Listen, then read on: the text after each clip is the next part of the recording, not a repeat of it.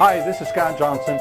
I want to share a little story, something that took place many years ago, about 10 years ago, and I was over at my father's house, and there was an old car. They were about to haul off to the salvage yard and to be crushed, and I looked in the trunk, and lo and behold, there was it was filled with books everywhere. There's just tons of books. And as I searched through them, just out of curiosity, I ran into one particular book called The Royal Path of Life. I grabbed a hold of it. This thing's old. It's leather bound, and it was written back in 1876. This is an original copy of that book, and the pages are coming out, and the bindery is falling apart. But I always loved keeping this just because I love old books.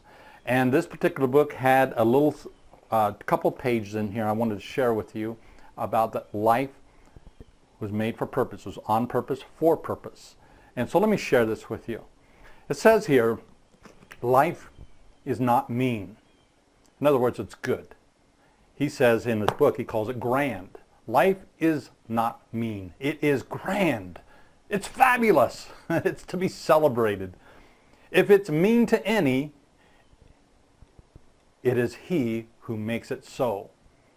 So our perceptions and how we view life affect everything that we experience in life. Somebody else once said that where our focus goes, energy flows.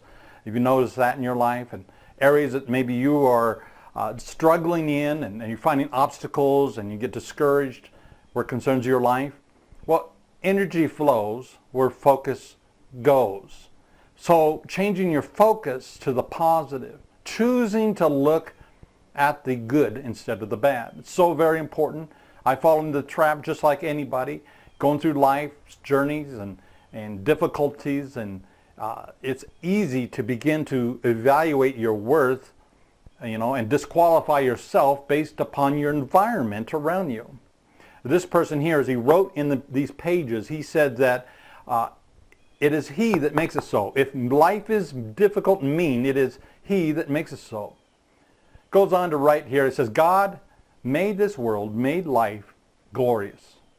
Its channel he poured with diamonds. I love that. Its banks he fringed with flowers. He overarched it with stars. Around it he spread the glory of the physical universe. Think about it. He says the suns, the moons, the worlds, the constellations, and the systems, all that is magnificent in motion, sublime in magnitude, and grand in order and obedience. In other words, it's set in place in order and obedience. It's acting a certain way purposely. Goes on to say that God would not have attended life with this much grandeur if it did not mean something. He would not have descended to the blade of the grass outside your front door, the dewdrop, and even the dust atom, if every moment of life were not a letter to spell out some word that should bear the burden of a thought. How much life means, words refuse to tell, because it cannot. The very doorway of life is hung around with flowery emblems to indicate that it is for some purpose. The mystery of our being, the necessity of action, the relationship of cause to effect, the dependence of one thing upon another, the mutual influence and affinity of all things assume that life is for a purpose to which every outward thing doth point. Isn't that fantastic? What's it saying there? It's saying that everything in our world was made for purpose. I'm reminded that I am the result of an infinite God who takes pleasure in seeing every single aspect of his creation fulfilling its purpose. It's amazing. Our world places great value upon preserving this earth. It spares no expense. Think about it. It spares no expense where it concerns in expanding its efforts to discovering, exploring, protecting every single aspect of this planet. And you, my friend, are part of that creation. How exciting. So there's no difference. In fact, if you look at Earth, you'll find out that you were made to rule supreme over it. You know, it reminds me of a story, something recently took place in our family. My wife just lost her uncle. He was a farmer out in Minnesota. Out there, he spent his life planting and developing the land, and just a fantastic person.